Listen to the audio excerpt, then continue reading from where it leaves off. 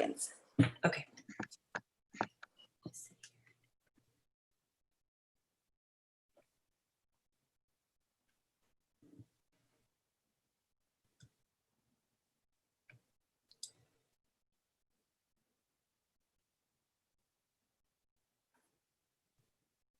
All right. Hello, everyone. Welcome to the live stream. My name is Ty, and I'm so excited to be talking to Kelly Fletcher today about musical theater and all things theater and performing arts. So I'm just going to read her bio really quick. Kelly Fletcher is a Broadway actress. She has been in many shows, including Mamma Mia, We Will Rock You, played Luann in the motion picture of Hairspray with John Travolta, Queen Latifah, Zac Efron. She's been in Snow White and The Group of Seven, as well as many other shows. Kelly's career started off as a swing and dance captain, and she has now been working in the performing arts industry for over 20 years. She has also worked as a choreographer, dance instructor, and program coordinator. Welcome, Kelly, and thank you so much for joining us. How are you today? Thank you very much for having me. I'm excited to be here. So we're super excited to ask you some questions. I think we'll just hop right into it. So the first one would be, what inspired you to become involved in the performing arts? And was this a goal of yours from a young age or always? Well, it's something that I just kind of fell into, to be honest. I didn't even realize that I could make a career out of it. I started dancing at a very young age just because my mom wanted to just give me a bit more confidence. And so she enrolled me into ballet when I was 3 years old.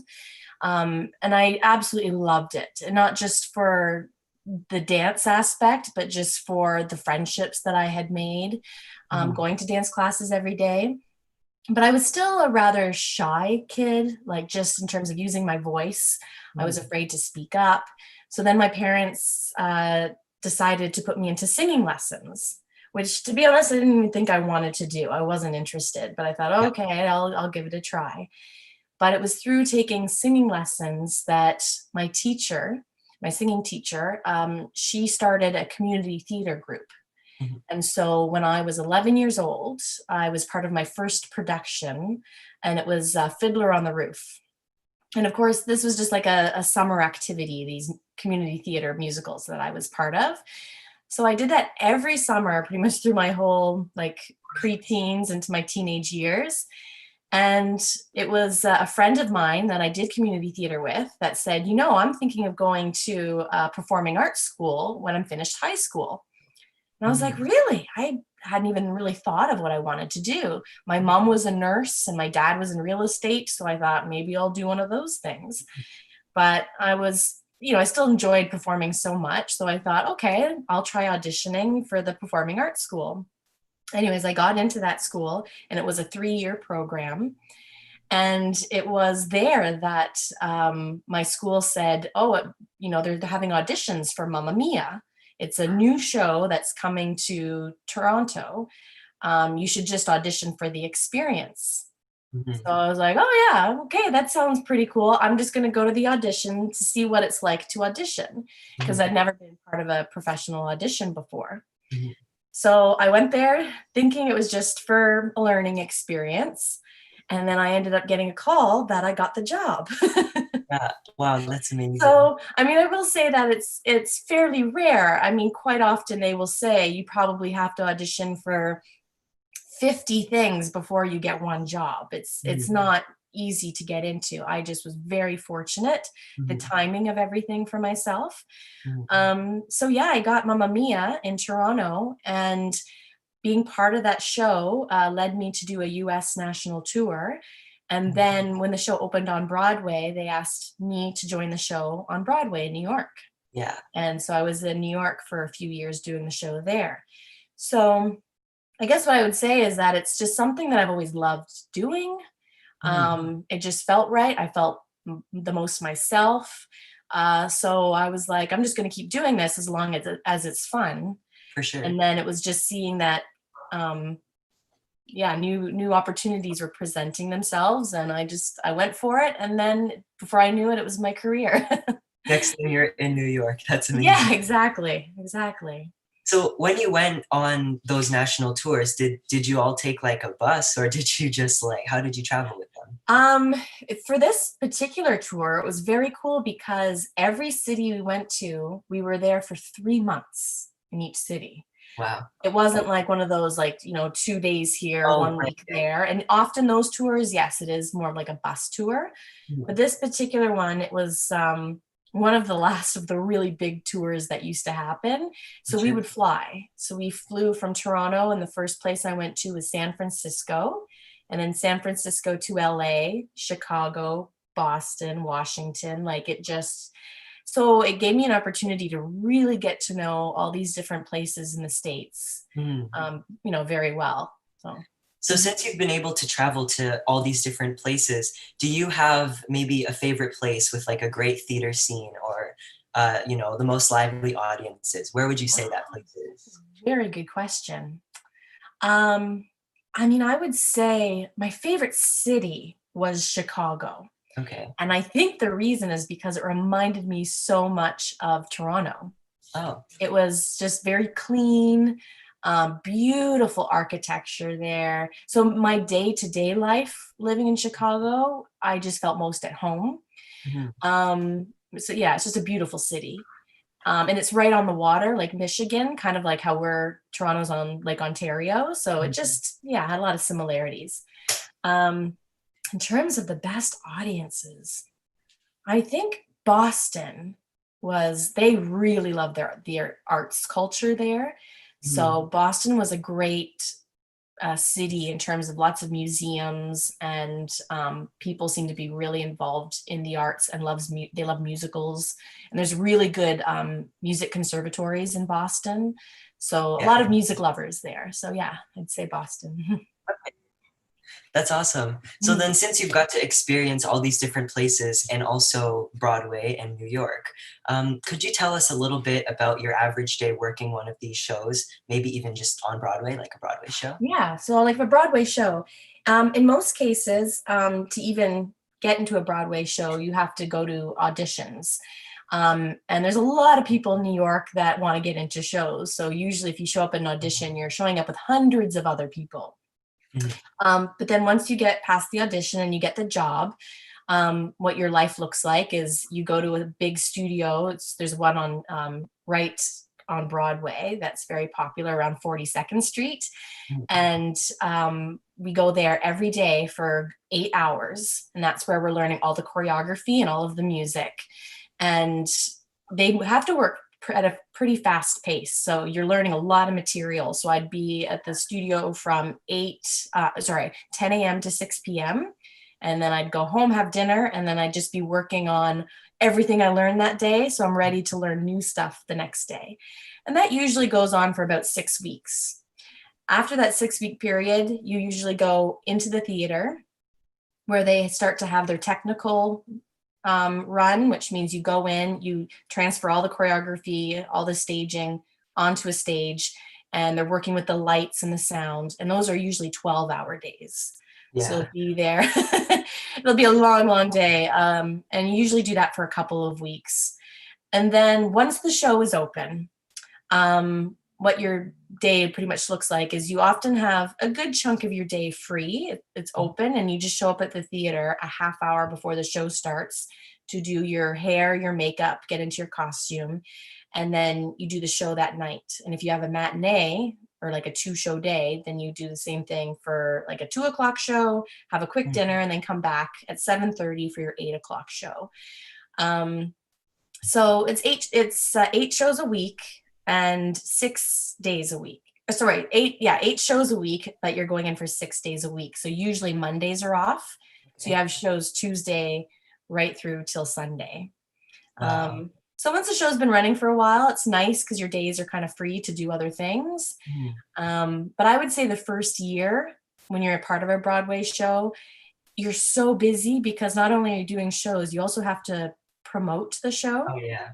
So then we're sometimes waking up at 4 a.m. after doing a show the night before to go to a studio, like Good Morning America or something like that, and Mhm. perform on their stage in the morning. Go home, have a nap, and then maybe head over to the theater for a matinee. Yeah. So I'd say the first year is really exhausting. And then once it's been open for a year, then your life can calm down a bit. We can relax. We've made it past the first year. Yeah, yeah. Yeah. If you've survived the first year, then you're good to go. Mhm. So, like, I know you were saying that a lot of people do struggle when it comes to getting jobs because there's so many people. So, how would you say new actors, and I don't know if you've ever experienced this yourself, but new actors support themselves when moving to a place like New York? Well, it really helps. I mean, it depends on, it would have been difficult for me to just move to New York and get work because usually you need to have a working visa if you're not American. I mean, there are some jobs that you can sometimes get where they say you kind of get paid under the table, which means they pay you in cash. And so the government doesn't really know that you're there working. Uh, That I mean, that's not the route that I took. I'd be a bit nervous doing it that way. I just was fortunate because I was part of the show already. Um, that when it opened in New York, they just immediately gave me a working visa and right. brought me to the States. But like if you're doing any show anywhere, like if you want to be part of a show in Toronto, and it's very true. It often takes a long time to get the job. So it's just take anything to help you support you, pay your bills. A lot of people are waiters in restaurants, or they work in retail. Um, or they teach. A lot of people, because they've been training for so many years, that they can teach during the day, or they do private coachings, and Mm, then they have time to do their auditions as well. yeah, So it's not easy. It's not easy to get started. It keeps you very busy, but anything sure. is possible. I've certainly learned that. Mhm. So then, have you had to overcome any obstacles in your own career? Oh, for sure. I mean, just to start off, I'd say like the biggest one is I'm somebody that has a lot of self-doubt. I'm always thinking I'm not good enough to do something, that I won't be right for the job. Um, I often tell myself not to do it Mm, until I try to muster up the courage. And every time that I've, you know, been courageous and go, you know what, I know you're terrified to do this, but it doesn't hurt to go and just see what happens. Just give yourself sure. the chance, Kelly, to give it a try. And it's almost always been rewarding when I do that.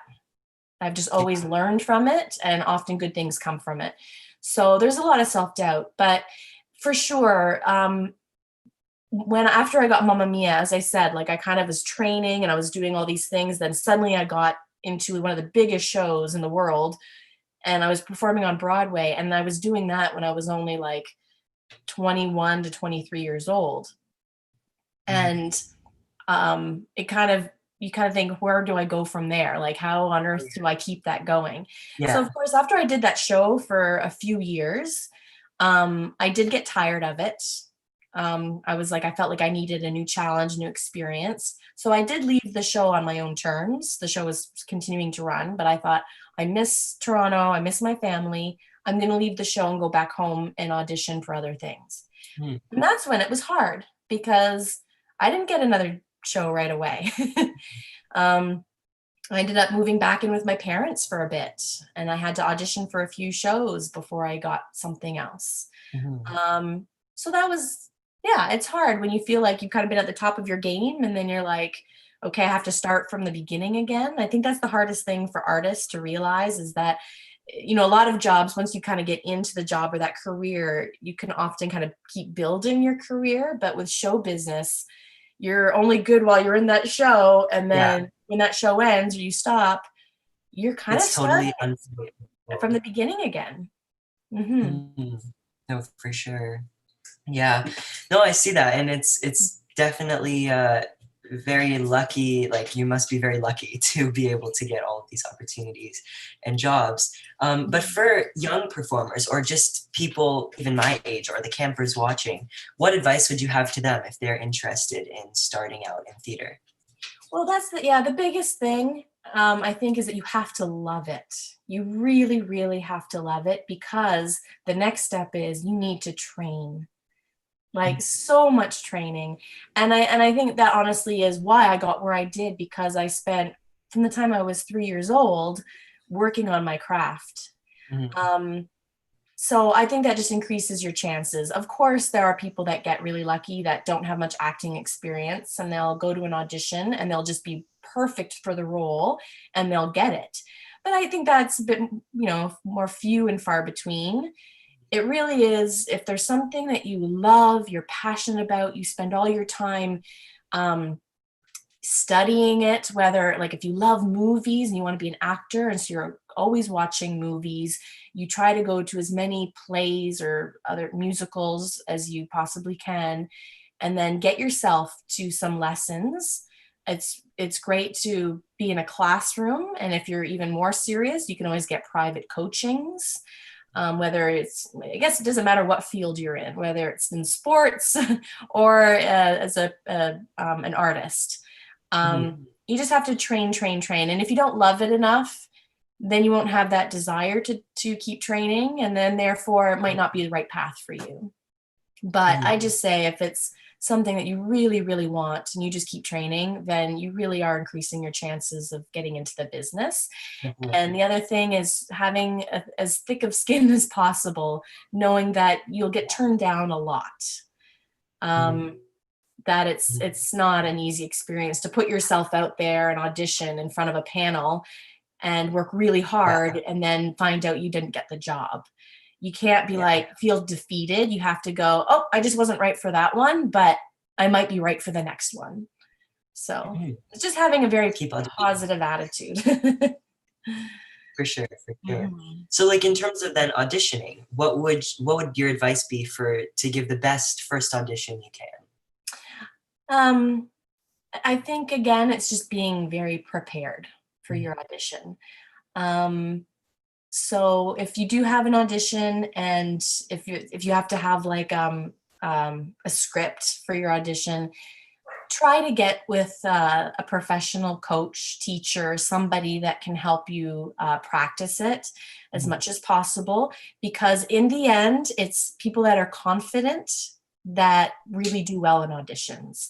And you tend to be a lot more confident once you've worked on something quite a bit. And if you feel like you've gotten a lot of knowledge from a professional, that will really, really help your chances. And it'll just be more fun too. If you go to an audition not feeling prepared, it's more stressful, it's not fun. And at the end of the day, why are you doing this? So I would say, just do everything you can to make it a positive experience for yourself, whether or not you get the job. Because sometimes I'll leave auditions and be like, I might not get that job, but man, that was fun today. Yeah. And if that's the attitude that you have, then you're going to be golden in this industry. Like it really will be a positive thing for you.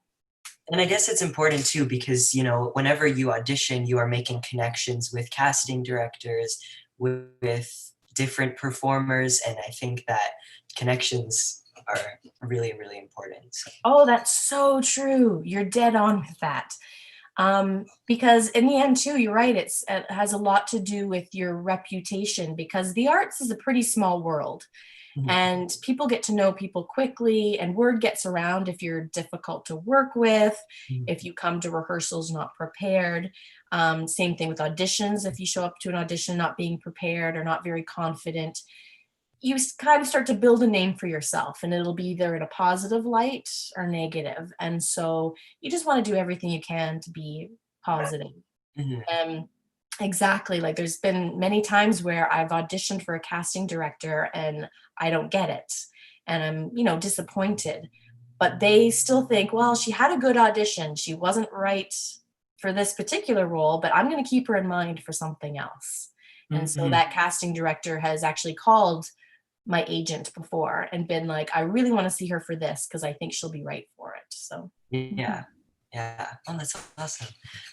Okay, so this is just kind of a fun question. I know you mentioned before, if you like movies, watch a lot of movies. So I assume, have you seen a lot of musicals? Me, I did, yes. I will say my parents, especially my dad actually used to be a singer. He did it more for fun, and then he went into real estate when I was born, but they loved music. And so they would take me in musicals. I think my first musical was when I was 5 years old. I went to see Cats. And then a few years later, they took me to see Les Miserables. And I really, really love that musical. I love the music.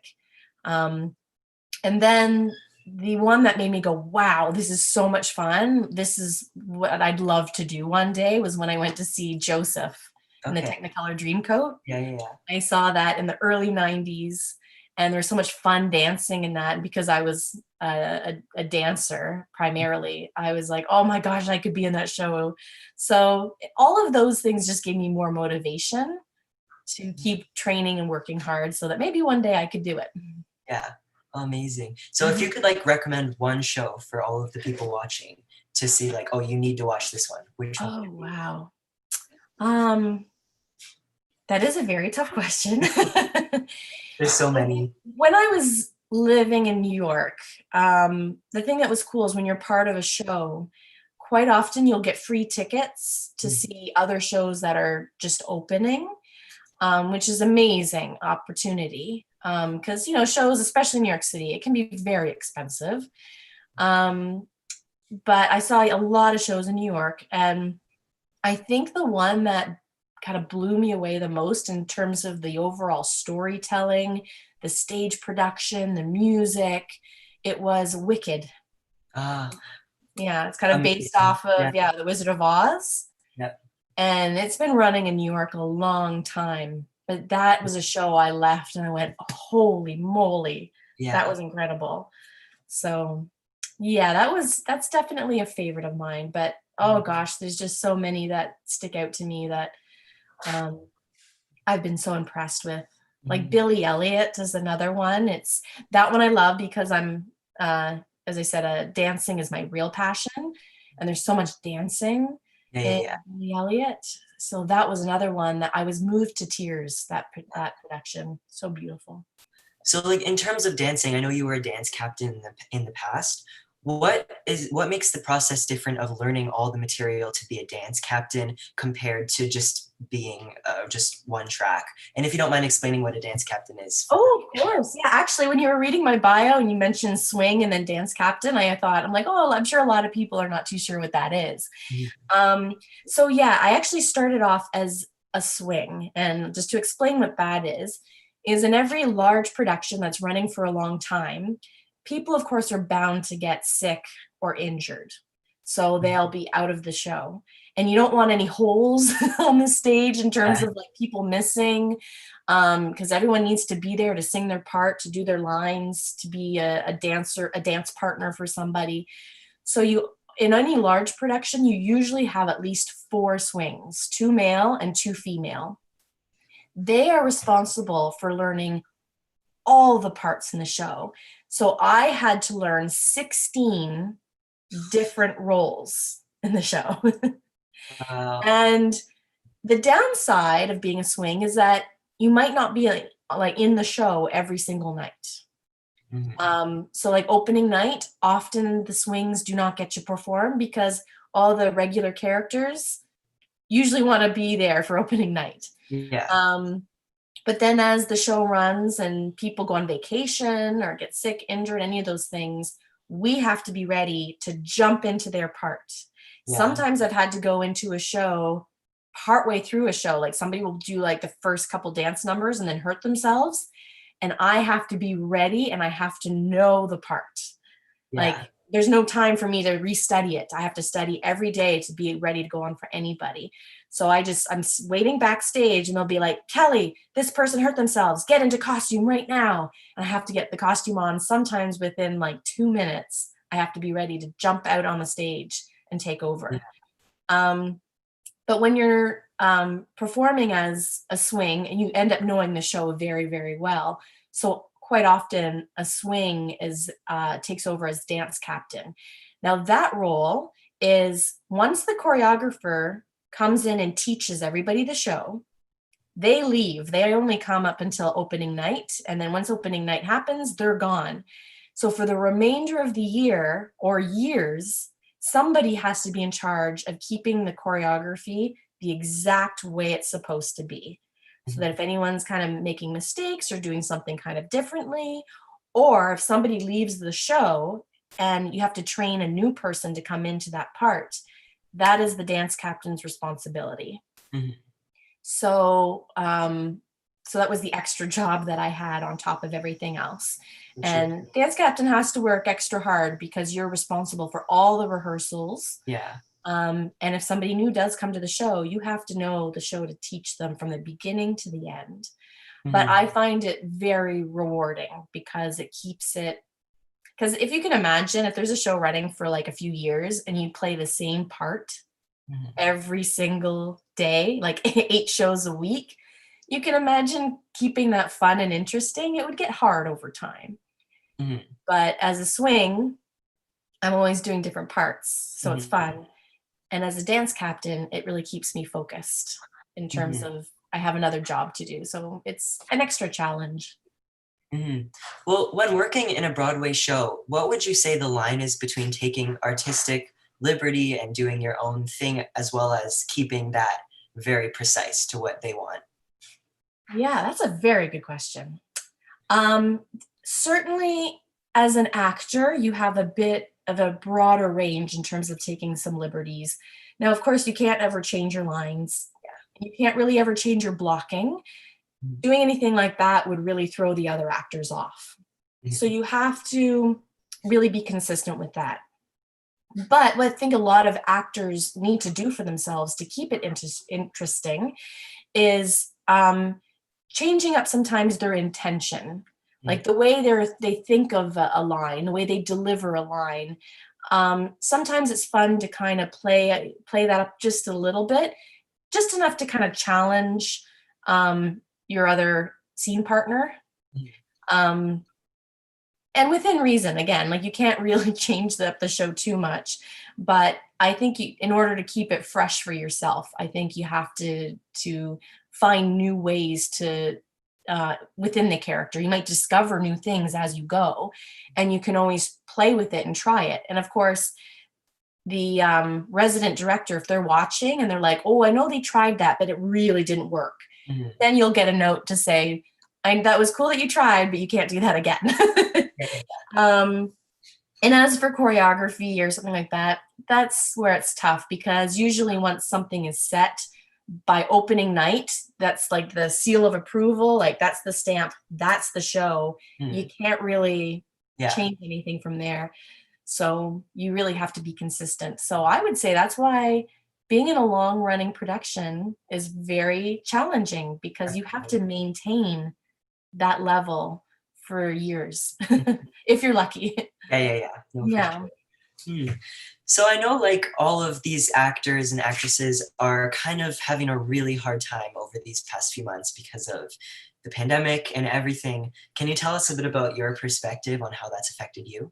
Yes, I will. Well, it has affected me greatly. Yeah. Um, and not just because it affects me, but my husband is a professional singer. And that's Oh where yeah. we met. We met doing We Will Rock You together. He was the lead singer on that show. And now he's a solo artist in Quebec. And so he makes his living doing live performances all Mhm. over, well, sometimes all over Canada, but Yeah. primarily in Quebec. So, of course, when any large gatherings kind of got, nixed, all of his contracts, and he probably had about 30 something shows, all Yeah. of them were canceled. Oh wow. Um, and for me, I only perform or I work occasionally. I'm also a mother. I've got 2 young children. So, because of them not being in school, I've had to stay home as well to watch them and care for them. Um, I did have a big contract coming up for early 2021, and I don't know if that's going to happen now. I was the assistant choreographer for a show called Mythic that opened here in Montreal, and it did so well that the Mervishes in Toronto wanted to bring the show there. Oh wow. Now I'm not even sure that that's going to happen anymore. Yeah. So what I've been doing is I've been doing some teaching online, which is not the easiest thing to do, but it's better than nothing. And in the fall, I'm going to start teaching again. I teach a theater class in the Montreal area, and we're supposed to start in September. and it's going to be physically distanced, like only a few students in each class, and they have to stand in their own square in the room. And Oh so we're my going to have to gosh. take a lot of precautions. But that's, it's really all that we can do for now. And my husband, same thing, has just started performing recently this summer, but for really small venues or outside with just like a few people. So it's a very different experience. I'd say it's probably the hardest experience that any performer has ever been through in Mm, probably the last century. yeah. This is all really a strange time for all of us. And I think the only thing that's keeping us going is trying our best to stay artistically challenged. And a lot of people, I think, are performing and doing stuff online. Like, I know my husband's continuing to sing and releasing videos online just for himself, really. It doesn't Yeah. pay much money, but it's just to, like, all of us, we use muscles, right? If we're singers, it's our voice muscle. And if you play a musician, of course, same thing, right? That's just like, it's a muscle, like you're the muscle from like your brain going down to your fingers, whatever instrument you're playing. And as a dancer too, you're like an athlete. And if you don't keep training during this time where we're not really working, when things do open up again in some form, we're going to be really out of shape. Yeah, no, definitely. So, yeah, it's definitely, yeah, it's a very unfortunate time for Mhm. all of us. Is there anything you're doing at home during quarantine besides taking care of the kids to stay in shape with your vocals and everything? Um, yes, I mean, just in terms of exercising and staying motivated too by watching other classes. Like, there's a lot of Broadway and like teachers on Broadway that Mhm, are now live streaming all of their classes. mhm, So that's the thing. I think, like, on YouTube and other formats, um, you're still able to stay engaged and keep mhm. training. So that's what I've been doing, is just watching other choreographers and, doing their choreography and any exercise videos to kind of try and keep my muscles strong Yeah, best I can. It still doesn't compare to if I could physically go into a class, yeah, but it is better than nothing. I'll tell you that much. for sure. So that's my days, and because I've got teaching coming up pretty soon, I'm trying to get more and more time in my day to start preparing for my classes, and that's keeping me Mm, excited and something to look forward to. definitely. Amazing. Okay, and I think we've gone through all the questions. The last thing I wanted to ask you is if you had like a dream role or anything, if you could play one role on Broadway after COVID, what would that be? Oh, that's a good question. It's a bit tricky because I don't perform as much anymore. I'm usually on the creative side. I mostly do Okay. choreography. Mm, But I'll tell you a little story that's, I think, kind of fun. Is, for whatever, like, just in terms of casting and just my look and everything.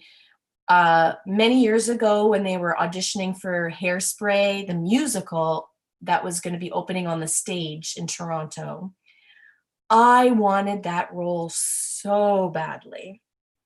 Or I wanted to be in that show so badly. And the role that I was auditioning for was Amber. okay. And I felt I could sing the role of Amber really well. I was really confident, and I was just so excited, and I really thought I had a good chance. And I think I had 4 auditions for that. I kept getting a call back again and Yeah. again, so I was getting closer and closer to getting the part.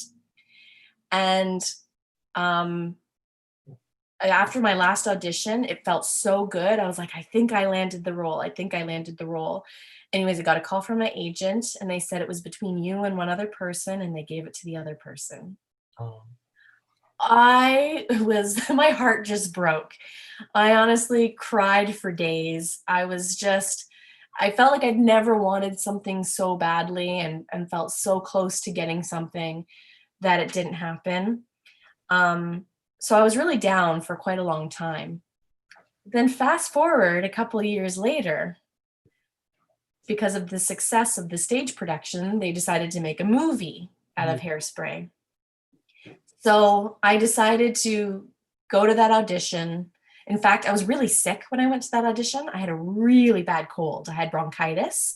Oh I was no. having a hard time breathing. I had an ear infection. I was really, really ill. Yeah. I almost didn't go. I'm like, I don't think I can perform. I'm not feeling good. I don't think I'm going to do it. But then there's this little part of me that's like, oh, you might have regrets if you don't do this. Hmm. Okay. I'm going to pull myself together, and just any energy that I have, I'm going to do my best to do this audition. Lots of tea. So, yeah. So I went to the audition, and quite honestly, I thought I did okay, but I didn't think much of it. I left the audition thinking, nothing might come of this, but oh well. Anyways, I think 2 or 3 weeks later, I got a call from my agent that I got the part of Luann Yeah. in the movie musical. So I just kind of find that a fun story, because it went from a feeling of defeat, thinking, man, my dream of being in that show didn't come true. Hmm. Well, it may not have happened in the stage production, but man, it happened in the movie. And I think if I could have chosen between the two, I'm really glad the movie experience happened, because that's on video, so that can be seen forever. Where a stage production, it's only the people that went to see it. There's Hmm. never an archival video that people can see. So Yeah. um so that's just an example of wanting something so badly. But I think, as I don't sing as much anymore, so I'm not really in a position to be auditioning for lead roles on Broadway. But if I was like a few years ago and I was still singing often, I think the role that would be incredible to do is the role of Jenna in The Waitress. I love that show. Yes. Yes. I mean, I listened to the album before I ever saw the production, and I started just weeping when I heard some of the songs. It just spoke to Yeah. me so much. I Mhm. loved it. And then last summer, I finally got to see it. And I Yeah. was like, that to me would be a pretty big dream role. Yeah. Definitely. Great show. Great show. Mhm. Okay. Well, thank you so much for answering some of my questions. This was so much fun and it was Oh, amazing talking to you. yeah, it was my pleasure. And you had such great questions too. Thank Thank you. you. I think we're gonna throw it over to Alex because I believe there might be some questions. Is there any? Yeah, we have lots of questions from our campers. Awesome. So Casey would like to know, Kelly, what is your favorite memory from performing on Broadway? Oh, that's a good question. I'm like having to think back. It was many years ago. Um, I think one of the highlights was being a part of the Tony Awards. So that happens within the first year of a show opening. If you're fortunate enough to get nominated, then you get to perform on the Tonys. Um, that was so cool because that was something I watched as a young girl. Every June, I'd sit down in my living room and I'd watch all of the new big Broadway shows that were happening. So to be in that theater and experiencing that in person, and just the whole hype of getting ready for it, that was incredible. It really, really was. So yeah, I would have to say that would be the highlight for me. Awesome. Thank you for sharing that. Sarah asked about a barrier that you faced during performing. And I know you spoke a bit about that self-doubt. Can you tell us a bit more about how maybe you overcame that? Yeah, I think it honestly did help that I had very supportive people around me. Sometimes there's other people that see your potential more than you do. And it's also just trusting those people. So anytime I thought, I don't know if I can do this, I don't think I'm strong enough, I don't think I'm good enough, it was just having those other people that knew me well around me to go, Kelly, I have faith in you. I really think you can do this. You might regret if you don't even try. And really knowing that there's never really any harm in trying. I think we put so much pressure on ourselves that we're going to fail. But at the same time, that's how we learn. Like we learn from, trying something, it doesn't work out. And then you kind of go, okay, why did that not work? What can I do to improve for next time? I just think there's so many positive things to just mustering up the courage, listening to people if they think, you know what, I think you do have a chance. why don't you give it a try? So it's surrounding yourself, I think, with good people, positive people, and realizing that A, failure is not a bad thing, and B, it's a learning experience, and C, sometimes it's not that you failed, that you didn't get the part. It just was the timing wasn't right. It just, you were not the exact look they were going for, and you can't change that. Some things are just not meant to be because they're not meant to be. If you did that exact same performance for a different person in a different room, it might be perfect for them and you'll get the part. So sometimes it's not taking all that responsibility on yourself. It has so much to do with other people, what their thoughts are, and you shouldn't let that affect how you feel about yourself. Well, Awesome. I think that's an important lesson for many aspects of our life. yes, absolutely. Mm-hmm. Lucas was wondering if you have a favorite show or shows that you've performed in. Oh, yes.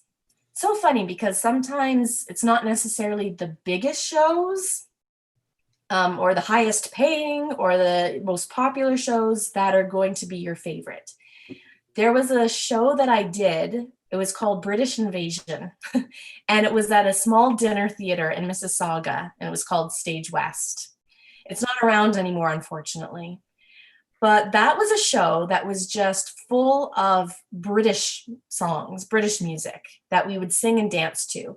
It didn't even have a storyline. It was just a music review. And for me, that was one of the most fun shows I've ever done in my life because A, the music was just so fantastic. I loved singing it and dancing to it. And sometimes it's just the people that you're working with. I was inspired by how many talented people were on the stage with me. They were just so much fun. It felt like summer camp, to be quite honest. It was a show that was running through the summer. We had a lot of fun cast parties. We had so much fun on stage. It was one of those I'd wake up every day and think, I cannot wait to get back up on that stage today. And I can't wait to see those people backstage. So yeah, like that was just an example of it was a highlight in my life, even though not a lot of people saw it and not many people know about that show. And then of course, like We Will Rock You was the second really big show that I did aside from Mamma Mia. It didn't run for nearly as long, but I loved it because it was Queen music, which I love. I really like my rock music. And the cool thing from that is that's where I met my husband, is from that show. So of course that will always be a part of my life because it changed my life for reasons I never would have expected. 100%. And it's nice that you have those varied experiences and they're unique in their own way and special in their own way. Yeah. Another question from Lucas is, when you traveled for shows to different cities, did you have time to explore and visit some nearby areas? Yes, I did. And that was what I was so fortunate with this particular tour that, as I had mentioned, I was in pretty much every city for 3 months. And because we don't have any family or any other things going on in our life, you really do want to make the most of the experience and just do stuff with your time. So at a young age, I did get to travel, and often with some of my friends from the cast. And yes, we would go to museums, do city tours. Pretty much in every city we went to, we'd always go on a city tour. So we'd get to learn so much about each city. And also the cool thing too is experiencing all the different restaurants and the cuisine, and like just, it's quite different from city to city. So lots of life experiences happening. And I forgot to mention another reason I love Chicago so much. It was one of my favorite cities. And Chicago loves their music. Like they're really big, especially they've got massive blues and jazz festivals that happen in the summer. So quite often late at night after we finish our show, as a cast, we'd go to one of the many bars or nightclubs where they just had these incredible musicians jamming, and we just appreciate the wonderful music. So it was a lot of fun. Awesome. That sounds like lots of fun. Mm-hmm. And our last question from Sarah is, what was one thing you wished you knew when you first started performing? Oh, So many good questions. um, Again, I think, I guess the interesting thing is when I started performing, again, it was the self-doubt and the feeling as though the audition panel were judging or critiquing me, or just, I just felt like I was really nervous getting in front of an audition panel. But later in my life, when I became more on the creative side, I became part of that audition panel. I was on the other side of the desk watching the performers. You learn so much. Like, you almost wish that people could experience being on the other side of the table first, just to see how it doesn't have to be scary. And I say that because when you're auditioning people, every time somebody new comes into the room, your thought is always, I hope this person is the one. I hope this is what we're looking for. So right away, we're thinking positively about the person coming in. And we're actually rooting for you. We're like, oh, we hope that you have fun. We hope that you do well. We hope that you shine, because we hope that you're the next person we work with. I used to think I'd walk into the room and they'd be on the other side of the panel being, oh man, another person coming in the room, and I hope she's good. And like, you just, I hope she doesn't mess up, and I hope she knows all the lyrics. And so right away, you kind of walking with fear, where it's the opposite. They don't care if you make a mistake with a line in the song. They don't really care if you mess up the choreography a little bit. They just want to see that you can shine, that you can bring joy onto the stage, so I think that would be the biggest thing, is just know that almost all the time, even if it doesn't look like it on their face, they're really, really hoping for you to have fun and to do well for yourself. So, yeah. Yeah, and it's really wonderful to think that, with that positivity and that whole confidence in yourself, really an important quality when you're heading into those auditions. Sure is. Yeah, I think it makes all the difference. Mm-hmm. All right, well, that's all the questions that I have from the campers. So thank you so much for sharing your experiences with us. You have a wide variety of experiences. Ty, thank you so much for those great questions. We really challenged Kelly, I think. Campers. Yes, you sure did. So yeah, that's all we have for you. And thank you so much for joining. Well, it's such a pleasure. Thank you. And it's always fun to kind of relive your experiences, because it's, been over the course of a long time. So it's always fun to revisit and think about how much joy it's brought to my life. So thank you so much for the great questions.